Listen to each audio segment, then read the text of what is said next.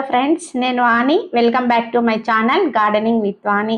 ఇవాళ వీడియోలో చామంతి పూలు ఎక్కువగా పూయాలంటే ఏం చేయాలి, ఎలాంటి ఫర్టిలైజర్స్ ఇవ్వాలి, అలాగే మొక్కను ఎప్పుడు మనం కట్ చేయాలి అనేది ఇవాళ వీడియోలో తెలుసుకుందామండి. ఇక్కడ చూసారు కదా, చామంతులకి మొగ్గలు అయితే స్టార్ట్ అయిపోయినాయి. చామంతులు కొద్దిగా పెరిగిన తర్వాత మనము టిప్స్ పించింగ్ చేయాలండి. దానివల్ల ఇలా సైడ్ బ్రాంచెస్ అన్నీ వచ్చేసి మన మొక్క ఇలా బుషిగా, బుట్ట చామంతి అంటారు కదా, అలా తయారైపోతుంది అనమాట. మళ్ళీ 15 days తర్వాత మళ్ళీ పించింగ్ చేసామనుకోండి, సైడ్ బ్రాంచెస్ అనేది ఇలా ఎక్కువగా వచ్చేస్తాయండి. ఈ మన పించింగ్ కానీ మొగ్గలు వచ్చిన తర్వాత చేయకూడదండి. మొగ్గలు రాకముందే మనము పించింగ్ అనేది చేస్తూ ఉండాలి. సో ఇవాళ వీడియోలో చామంతి పూలు ఎక్కువగా పూయాలంటే ఏం చేయాలి, ఎలాంటి ఫర్టిలైజర్స్ ఇవ్వాలి, అలాగే మొక్కను ఎప్పుడు కట్ చేయాలి అని డీటెయిల్గా తెలుసుకుందామండి. ఇవన్నీ కూడా కటింగ్ ద్వారా ప్రాపగేట్ చేసుకున్న మొక్కలండి. ఇవన్నీ కూడా మళ్ళీ మనము రీపాటింగ్ చేసేసామనుకోండి, నవంబర్కి అంతా మనకి ఫ్లవరింగ్ అనేది చాలా బాగా వచ్చేస్తుంది. సో రీపాట్ చేసుకున్న తర్వాత మంచి కంపోస్ట్ అయితే ఇచ్చేస్తున్నానండి. మాగిన పశువుల ఎరువు అండి. మనం ఏదైనా కంపోస్ట్ ఇచ్చే ముందు మట్టిని అయితే బాగా గుల్లగుల్లగా చేయాలండి. గుల్లగుల్లగా చేసిన తర్వాతే మనము ఫర్టిలైజర్ అనేది ఇవ్వాలి. 15 రోజులకు ఒకసారి మనము మన ఇంట్లో ఏది ఉంటే ఆ కంపోస్ట్ ఇచ్చామనుకోండి, మంచిగా మనకి మొక్కలకి ఫీడింగ్ అనేది అందుతుంది. సో దీంతో పాటు లిక్విడ్ ఫర్టిలైజర్ ని కూడా మనం అప్పుడప్పుడు ఇస్తూ ఉండాలండి. ఎలాంటి ఫర్టిలైజర్ ఇవ్వాలంటే లిక్విడ్ ఫర్టిలైజర్ కూడా బనానా లిక్విడ్ ఫర్టిలైజర్ అండి. ఇది చాలా మంచి గ్రోత్ రావడానికి బాగా యూస్ఫుల్ అండి. ఈ బనానా లిక్విడ్ ఫర్టిలైజర్ ఎలాంటి పూల మొక్కలకైనా, గులాబీ మొక్కలకైనా, రోజెస్కైనా, మల్లె మొక్కకైనా, చామంతులకు కానీ ఎలాంటి పూల మొక్కలకైనా పూలు పోయడానికి బాగా హెల్ప్ అవుతుందండి. సో బనానా లిక్విడ్ ఫర్టిలైజర్ ని వారానికి ఒకసారి తప్పకుండా ఇవ్వండి.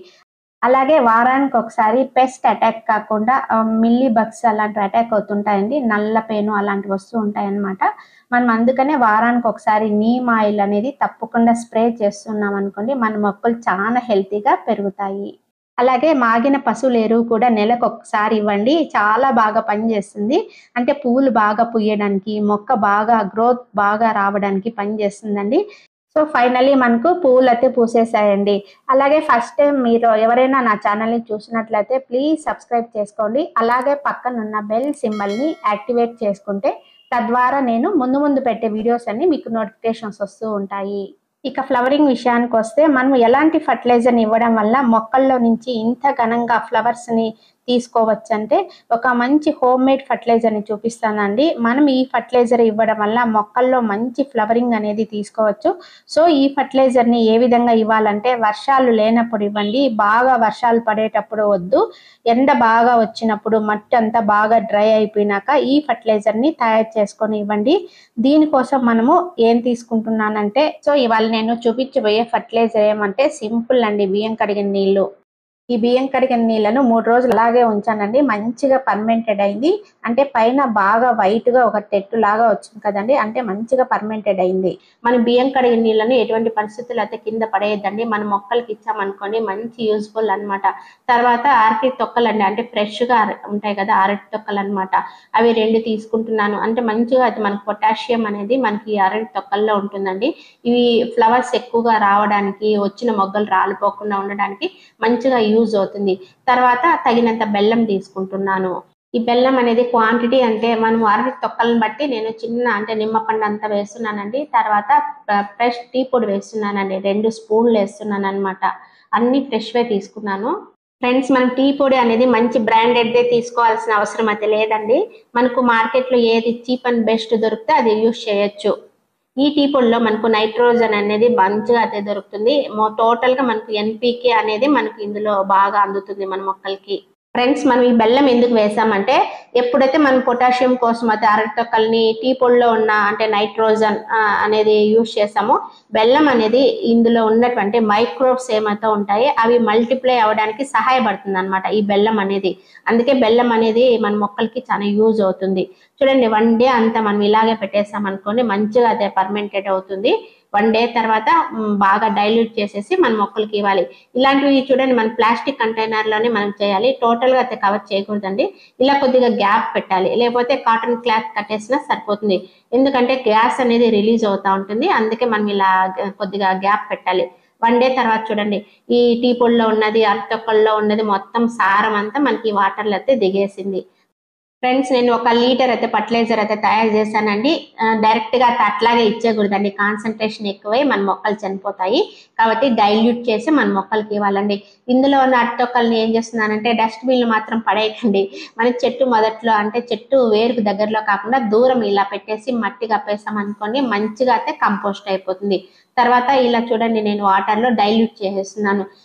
1:10 రేషియోలో డైల్యూట్ చేస్తున్నానండి. 1 గ్లాస్ ఫర్టిలైజర్ అనుకోండి, 10 గ్లాసెస్ నార్మల్ వాటర్ ఇలా పల్చగా డైల్యూట్ చేసి మన మొక్కలకి అనేది ఇవ్వాలండి. డైరెక్ట్ గా ఇచ్చామనుకోండి కాన్సన్ట్రేషన్ ఎక్కువ అయిపోతుంది. మార్నింగే చూడండి 7 o'clock అప్పుడే ఎండ అయితే ఎంత ఎక్కువగా వచ్చేసిందో. డైరెక్ట్ ఇలా ఎండ పడితేనే హెల్తీగా ఉంటాయి.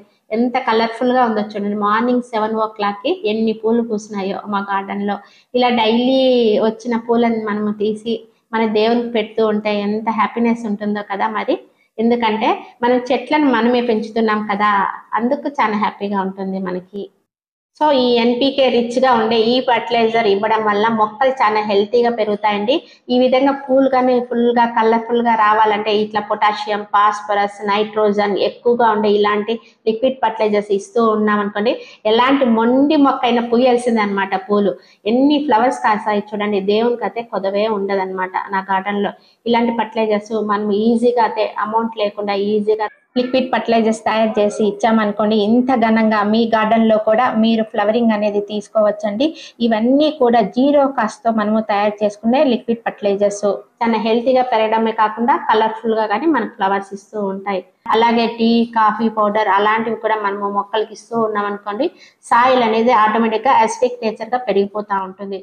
ఆల్రెడీ మనకి బాగా మొగ్గలు అయితే వచ్చేసాయండి. పూలు కూడా అలాగే వచ్చేసాయి. కొద్దిమంది మొగ్గలే రావటం లేదు, పూలు పోయటం లేదని బాధపడుతూ ఉంటారు కదా. అలాంటి వాళ్ళందరికీ మంచి రెమెడీ ఉందండి. ఫస్ట్ మన మొక్కల్లో ఏదైనా కలుపు మొక్కలు ఉన్నా, ఎండిపోయిన ఆకులున్నా, ఎండిపోయిన స్టెమ్స్ ఉన్నా అలాంటివన్నీ ఎప్పటికప్పుడు తీసేస్తూ ఉండాలండి. ఇవి ఉంటే మొక్కలకి అంటే ఎనర్జీ అంతా వేస్ట్ ప్లాంట్స్ అన్ని తీసేసుకుంటూ ఉంటాయి. కాబట్టి కలుపు మొక్కల్ని, ఎండిపోయిన ఆకులు అనేటివి ఎప్పటికప్పుడు మనం రిమూవ్ చేస్తూ ఉండాలి. చామంతి మొక్కను పెంచేటప్పుడు ఫస్ట్ సింగిల్ స్టెమ్ లాగా ఎదగనివ్వాలి. తర్వాత ప్రిన్ చేయాలి. అప్పుడు మనకి మొక్క గుబురుగా వస్తుందండి. ఇలా గుబురుగా నిండు మొగ్గలతో ఉన్న మొక్క చాలా అందంగా ఉంటుంది మనకి. సో ప్రినింగ్ చేసిన తర్వాత వచ్చిన స్టెమ్స్ ని మళ్ళీ నాటేసామనుకోండి, కొత్తగా మనకి ప్లాంట్స్ మళ్ళీ వచ్చేస్తాయి. ప్రిన్ చేస్తేనే అనమాట కింద నుంచి బర్డ్స్ అనేది స్టార్ట్ అవుతాయి. కనుపుల దగ్గర కట్ చేయాలండి. 2G కటింగ్ కట్ చేయడం వల్ల మొగ్గలు స్టార్ట్ అవుతాయి. వాడిపోయిన ఫ్లవర్స్ ని కట్ చేసేయాలి. ఫ్లవర్స్ లేని మొక్కలు కూడా అప్పుడు ఫ్లవర్స్ అనేది వచ్చేస్తాయి. సో ఇవాళ వీడియోలో మనము పూలు పుష్కలంగా పూయాలంటే పొటాషియం అనేది తప్పనిసరిగా మన మొక్కలకి ఇవ్వాలి అనే విషయం అయితే తెలుసుకున్నామండి. కిచెన్ లో వచ్చే వాటితోనే బియ్యం కడిగిన నీళ్ళల్లో ఎలా పర్మెంటెడ్ చేసి అరటి తొక్కలతో ఎలా లిక్విడ్ ఫర్టిలైజర్ ఇవ్వాలి అనేది ఈ వీడియో ద్వారా తెలుసుకున్నామండి. ఈ వీడియో మీ అందరికీ యూజ్ఫుల్ అని ఆశిస్తున్నాను. ఈ వీడియో నచ్చినట్లయితే ఒక లైక్ ఇచ్చేయండి, అలాగే ఒక కామెంట్ చేయండి.